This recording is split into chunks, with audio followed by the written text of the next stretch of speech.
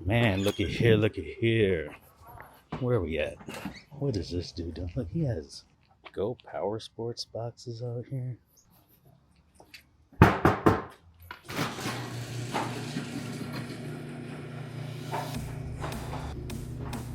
Montoya, I'm finally here. What's going on, y'all? It's Montoya from MiniBikes with Russ. This is the shop.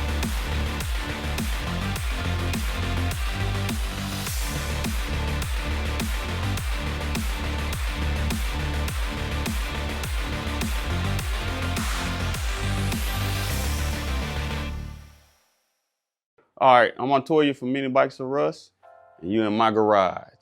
Pretty much, I got started off in mini bikes as a kid. My dad and them used to race cars. So I started off in the pit crew with them, riding their mini bikes around. And that's how all of this started. Next thing you know, I started building mini bikes. My very first mini bike, I think it was a Taco. Yeah, I bought it off Marketplace years ago. And this is when I was living in my apartment. And hauling the mini bike up and down this apartment hallway was tough. So yeah, that's when my first mini bike was a Taco. Well, it went from a hobby to something I wanted to do when actually I moved in my house. I bought my first mini bike, which was when I actually moved in the house I had for my first house. Moving in here, it was a M80. I was like, this thing is getting whack. So I ended up buying a Coleman, switched the Coleman 100 out with a 212 stage 1. And I'm like, this is whack too. So I moved up. I ended up building my bike, which I call Big Booty Judy. Ended up building that and putting a 301. I decked her out, which a lot of people know. That's the bike I kind of got famous off of. It's Big Booty Judy. It's a Booney bike, 1968 Booney, candy gold and chrome. I went all out on that one, and then from there I just got really hooked, and I just started to make my own frames because I got tired of seeing everybody else with the same frames and riding the same frame. So pretty much that's where it all started. Just you make your own frames. Like if you could go with any frame that is not yours, what is your favorite frame? If I go with a frame that is not mine, it would be built by Jake Mo. My boy Jake Mo. He's the baddest. I say he's the baddest in the game. He doesn't do a lot right now, I don't think. I still follow him on Instagram. We still talk every now and then, but that man, boy, whew. If I had some of the tools he has, I'll probably build some crazy more stuff. But I'll get there one day, but Jake Mo's the man for that. Yeah, boy. All right. This is all my jigs right here. This is something I'm working on right now. This is my mini double trouble I'm working on. Mini double trouble. What makes it a double trouble? Double trouble, 2 tubes at the bottom, 2 tubes at the top. If everybody know, normally I'm known as for single tube frames. I do single tubes a lot, but I do double tubes too. So what are the benefits of having a single tube versus a double tube? Or does it look? Some people say structure, but it depends on how you build your frames. But that's just he say, she say. But like I say, and then it's looks. Some people like the double tubes. I like single tubes. Yeah. So okay, that's where it is. So what is this used for right here? This is used for my jig, making up the frame, making sure everything is leveled and straight. So I have my jig, which is clinked to the table right here. And all I do is I have all my parts and I just cut them. Then what I do is I put them in my jig right here that's lined up. And you can see the square tubing right here. So when I put them in there, they all lined up. Then I bring everything to my neck right here, which I have them notched. And then this is my top part. So if I was to take one of my top tubes, I would do all my measurements from up here and measure them. Measure back here, cut, fish mouth them. I use right here to notch out my fish mouth tubing. Full cut, what you call a fish mouth. So this is what fish mouthing is. Okay, so you get that half circle. Okay. Yeah. This is what you use to build a frame. And this must make things a million times easier. Oh yeah. Did you used to do this without a? Yeah. I started off on some 2x4s on the ground and using a leveler off the ground, and oh my God, it was a headache. How many frames did you build until you got something like this setup right here? Probably like 3 or 4, and I said, oh, that's enough. Yeah. And then I said, it's time to get a jig. So that's when I bought a jig. My first jig, I started off with this one, my chop source jig. It actually rotates. It makes it easier so I don't have to take the frame off the table to weld it. And it actually spins like you rotate it. So I just pull that pin out, and I just spin it around. So this was your first one? Yeah, this is my first one. This is the big one. So this one seems like it'd be better because it can rotate though. Yeah, but I actually made this one separate for my smaller frames. Ah, I see. So I didn't feel like putting another rotation table together. So I just put it on here. It has its benefits and it don't, but it works for me. I made both of them. Okay, this is a kit you have to buy. These pieces right here, they made by Chop Source. You have to buy these pieces. And then they actually give you a booklet of all the measurements of the tubing you need. So what I did was I went to the metal shop and bought all the tubing and had them cut to the measurements. And I just put everything, as you see, everything bolts together. This one I actually kind of rigged up myself, bolted it to the table, welded my own pieces, measured my own distance to how I wanted my frame to sit. So I can move my neck, I can move it up and down.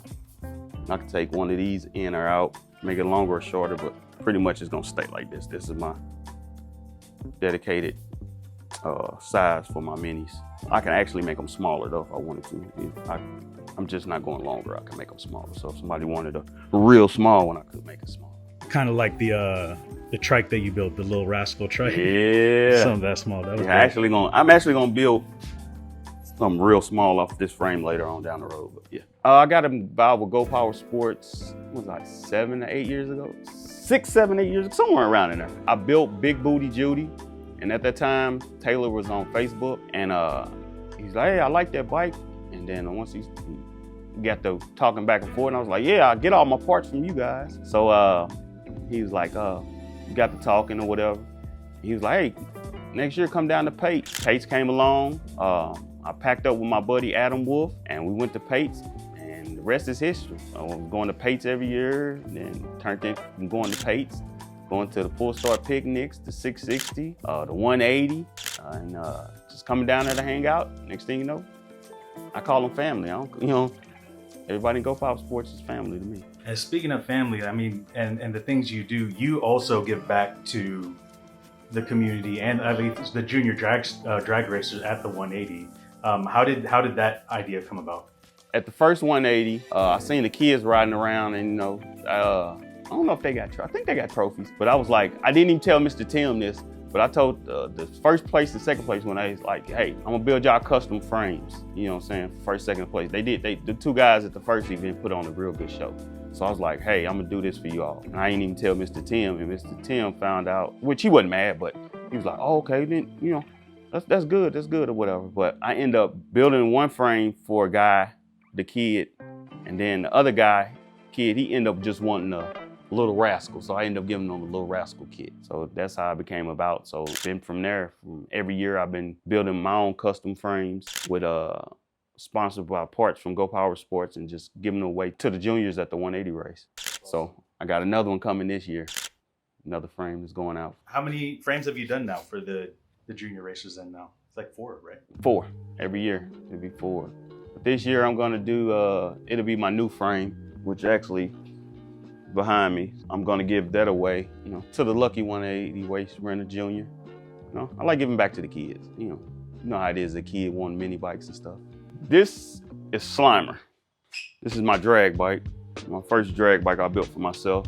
It's a Tillotson block, 3-inch. Got a dead head on it. It was built by Paul, the man himself. He built some bad motors. So actually, yeah, he built that one and he just built that one on that bike down there. A lot of my other stuff I got from you all. So if I was to make Slimer, it would be off that table, and this is how it would come out as a double trouble. I can make a single, I can make a double single, I can make a double. If you look, say if somebody wanted just a single tube, it would be a single tube right here and a single tube at the top. Okay. Somebody wanted the double tube at the bottom, single tube at the top. I see. So, who else has this frame? Bobby, Big Flex, he's out in Texas, has one. Misty have one? Misty has the single. Okay. She wanted to buy Taylor's, the one I have. Taylor's that's sitting on his shelf for like 30 years. But yeah, they wanted to buy that one. I told them no, so I ended up making her one. She's been kicking butt down there on that. Oh yeah. All right, so what all you got on your wall over here? What do you keep on there? On my wall is mostly all my parts that I have pre-cut. So these are all my, this is like my chain tensioner with my peg built in, as you would see on a Slimer. You got a chain tensioner right here. Different ways you can put your chain tensioner how you want it, then your foot pegs.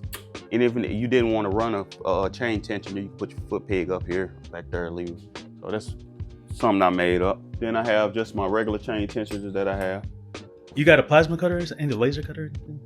No, I did, but it went out. I actually get these cut, have Mr. Tim get these all cut, send them all my designs and whatever, have them cut them out. These are my triple trees that I have. And then these are my fork ends for my tires. So I get these cut at 12 millimeter.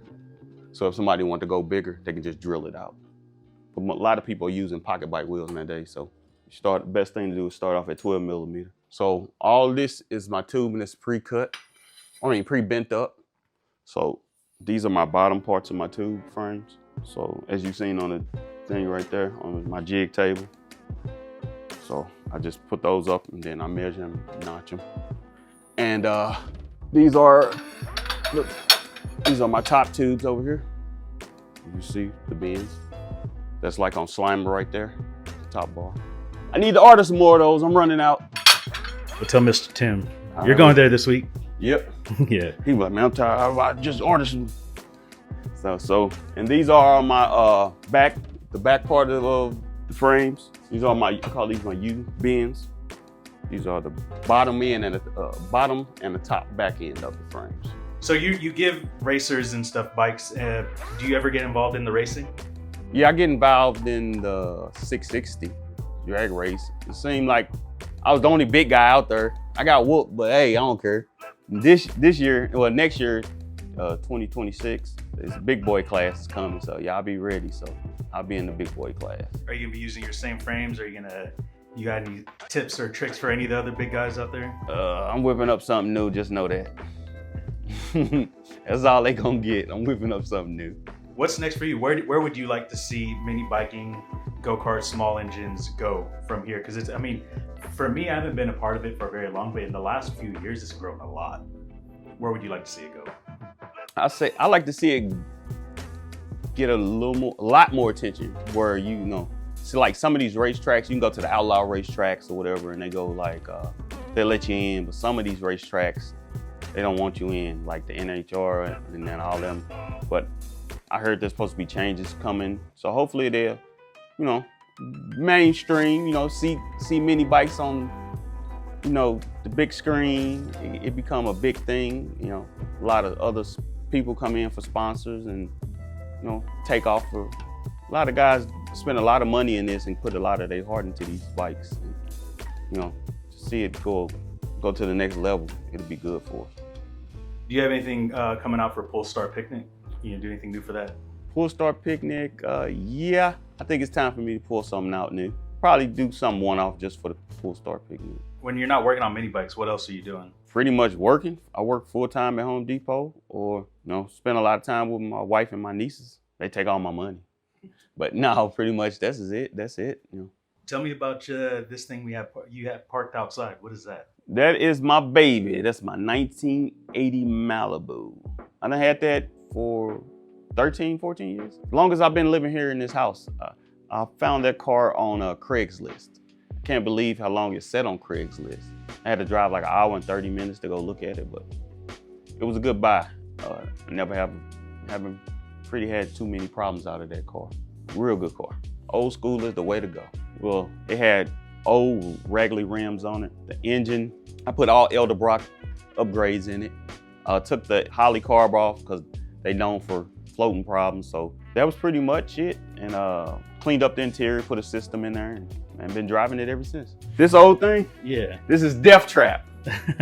If you look at the paint, it'll tell you it's been through hell and back. I done flipped over on this thing so many times. This is the thing that I had at the first 180. I did the, what was that, the Rex Plex thing they had at the first one? Yeah. I wasn't. And I took it out on that track. Oh my God. I said, no, never again. I tried it at the Forum. Nah, not for a 180 race on a trike.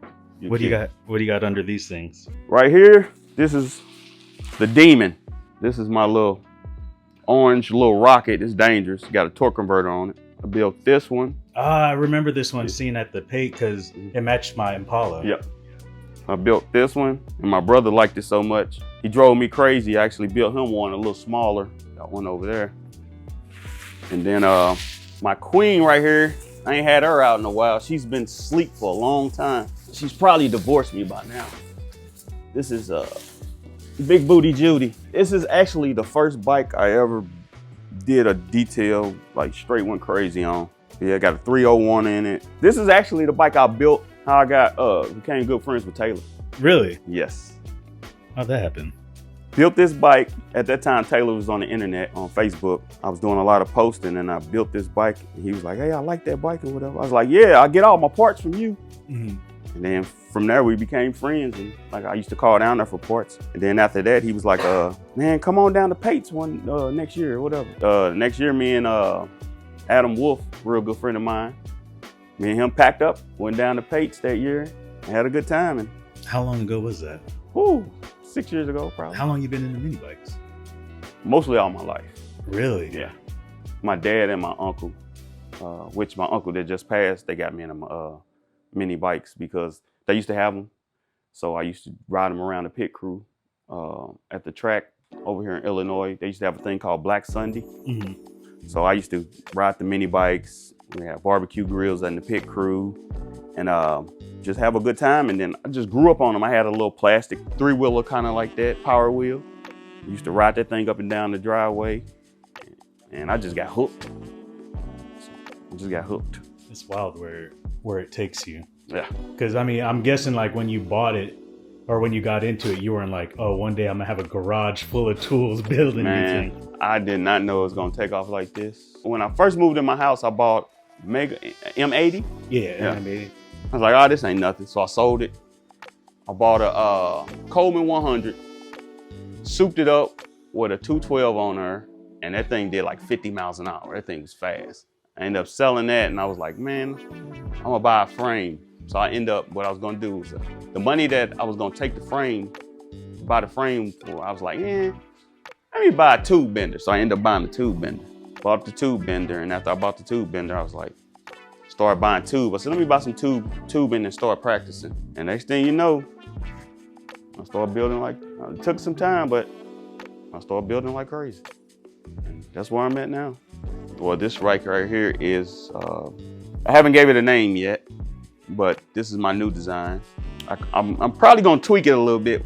So this right here, how I bent this up, this won't be like this. My back end is gonna be like that. It's gonna be just the U. That way I can fit, people can fit a wider tire in here.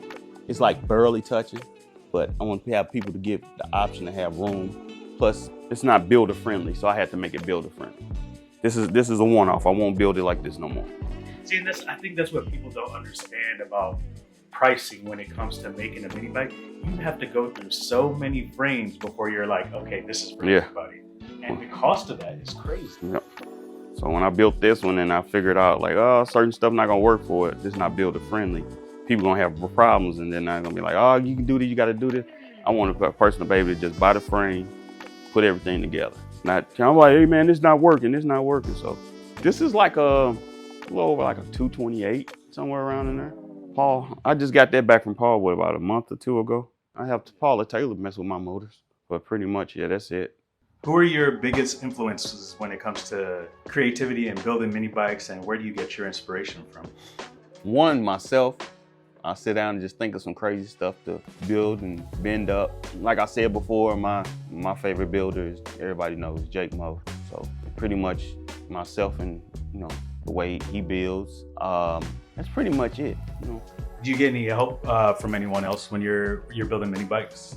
Like when you're trying to get ideas, is there anybody you bounce ideas off of, or? Robert, I send him some stuff, and hey, how this look? He'll tell me.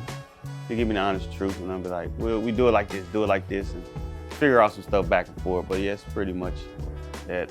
Like I said, pretty much myself too. I just sit down and draw stuff up, and a lot of drawing and erasing.